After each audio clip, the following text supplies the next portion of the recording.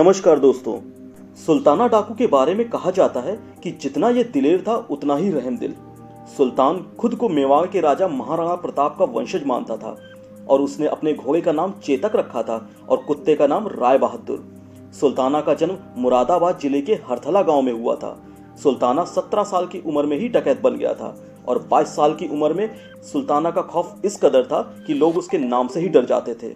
कहा जाता है कि सुल्ताना अपने मुंह में चाकू छिपा सकता था और समय आने पर उसका इस्तेमाल भी कर सकता था। सुल्ताना के बारे में यह धारणा थी कि वह केवल अमीरों को लूटता था और लूटे हुए माल को गरीबों में बांट देता था। सुल्ताना का खौफ उत्तर प्रदेश से लेकर पंजाब और मध्य प्रदेश में फैला था। सुल्ताना की तलाश में पुलिस को कई बार असफल हुई। कहते हैं सुल्ताना डकैती डालने से पहले चिट्ठी भेजकर आने की सूचना दिया करता था।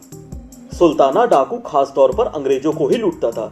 सुल्ताना का खौफ इस कदर था कि उस जमाने में अंग्रेजों ने इस डकैत को पकड़ने के लिए 300 जवानों की टीम बनाई थी। इसमें 50 घुड़सवारों का भी दस्ता था। कहा तो यहाँ तक जाता है कि सुल्ताना डाकू से एक अंग्रेज महिला प्रेम करने लगी थी। यह बात 1920 की दशक की है। भले ही अंग्रेज महिला का दिल सुल्ताना पर आ गया था, लेकिन इस खूंखार डाकू का दिल किसी और के लिए ही धड़कता था। सुल्ताना के गिरोह में करीब 100 डकैत शामिल थे। उस वक्त अंग्रेजों का एक ठिकाना नैनीताल भी था। इस रास्ते में अंग्रेजों के काफिलों को सुल्ताना निशाना बनाया करता था और नजीबाबाद के जंगलों में छिप जाता था। सुल्ताना ने कई बार माल से लदी रेलगाड़ियों को भी लूटा था। अंग्रेज अफसर फ्रेडी यंग और शिकारी जेम्स जिम कॉर्बेट ने मिलकर सुल्ताना डाकू को पकड़ा था। बाद में फ्रेडी यंग सुल्ताना की बहादुरी से इतना प्रभावित हुआ कि उसने सुल्ताना के बेटे को पकड़ने के लिए इंग्लैंड भेज दिया।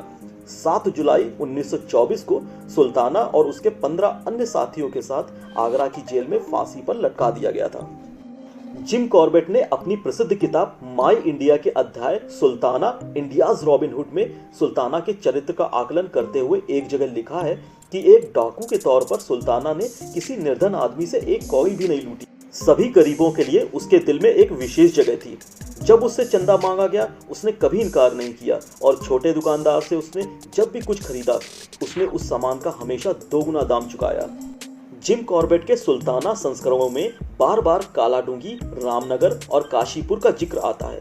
बताया जाता है कि सुल्ताना ने नजीबाबाद में एक वीरान पड़े किले को अपना गुप्त ठिकाना बना लिया था। नवाब नजीबुद्दौला के द्वारा बनाए गए इस किले के अवशेष आज भी देखे जा सकते हैं।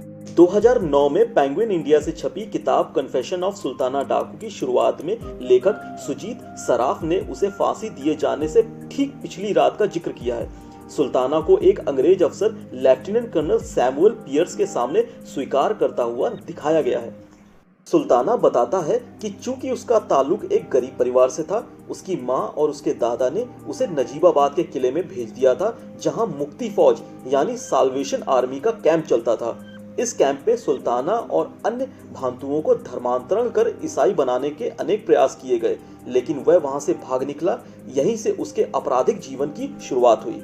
बता दें कि लखनऊ में गृह विभाग में लाइब्रेरी नुमा एक छोटा सा विभाग है जिसमें बहुत पुरानी फाइलें संरक्षित हैं। इन फाइलों के ढेर में अंग्रेजों के जमाने की भी तमाम फाइलें हैं। इन्हीं में से एक फाइल में जिक्र है मुरादाबाद के हरथला गांव के दुर्दांत डाकू सुल्ताना का। तो आज के वीडियो में बस इतना ही। अभी तक आपने मेरे चैनल को सब्सक्राइब नहीं किया तो प्लीज़ सब्सक्राइब कर लीजिए और कमेंट करके बताइए कि आपको ये वीडियो कैसा लगा। थैंक यू दोस्तों।